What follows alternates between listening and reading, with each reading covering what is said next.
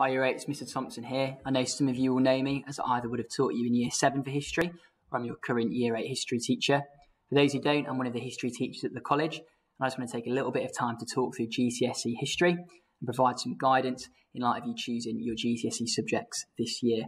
Now, history is of course a subject which I'm very passionate about teaching and one which I've been very passionate about learning. And I know that for many of you it's a subject that you enjoy and you want to learn more about. Now, in terms of why you should study it at GCSE, of course, there are lots of reasons that I can give, but some of the key ones is that history is all about exploring the past. It's all about finding things that we didn't know before. It's about discovering things that we never knew had gone before us, which is very interesting and engaging. It also helps us to understand the world in which we live. It's a common misconception that history is just about knowing things about the past. It also helps us to understand how and why we have the things that we have today and gives us a better understanding of our own world and day in which we live.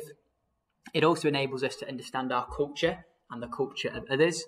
I think learning history is a little bit similar to travelling in some sense. When you travel, you go to a new place, you meet new people, you see new things and you learn and you take new things from that experience.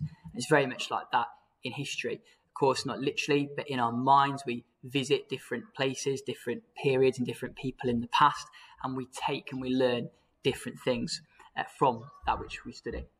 It also develops really important skills, such as using evidence and making judgments and handling different interpretations. So in terms of the topics that you will study, there are four key topics that we will look at from the middle of Year 9 through to the end of Year 11. And that's crime and punishment from 1000 to the present day. We look at the key changes, but also some of the key continuities of crime and punishment in our country. Also, we have a focus on Whitechapel, which, if some of you don't know, was made very famous in 1888 for the Jack the Ripper murders. So we look at that and also what Whitechapel was like as an area at that time. We also look at the American West and look at how really America developed as a country.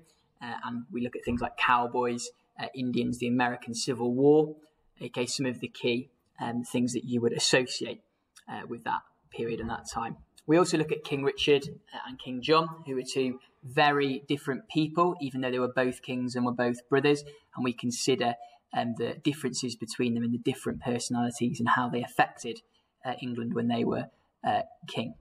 Also, we look at Weimar and Nazi Germany.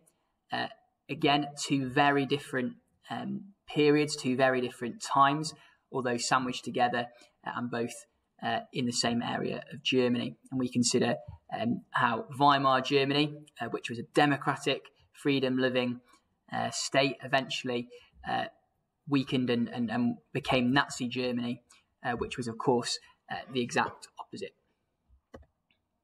So in terms of the skills we will pick up, some of them I've mentioned, but we look at source inference. So we'll take sources and try and understand them and make sense of them and learn from them.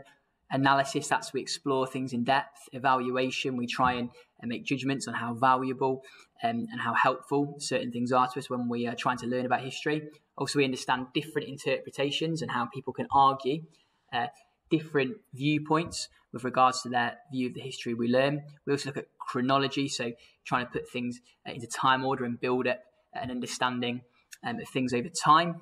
Also explanation, learning to explain our opinions and our own interpretations is really important. And also structuring arguments so that we can explain and argue things in a way that makes sense and is really clear. In terms of how you will be assessed, the tests that you will do, there's no coursework, it's all exam-based, and all these exams will be at the end of Year 11. We have 3 papers. One is on Whitechapel and crime and punishment, and that's 30%.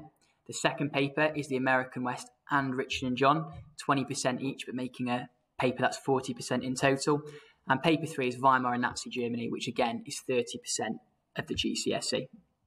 In terms of career opportunities in history, finally, many people who are in politics, media, marketing, public relations, law, further research, teaching or heritage have backgrounds in history. And of course, there's many more that we could mention as well. So if you do want to find out more about the subject, of course, you can find me and speak to me, or you can email me at d.thompson1@lutterworthcollege.com, and I'll be more than happy to go through in more depth what it is we look at history.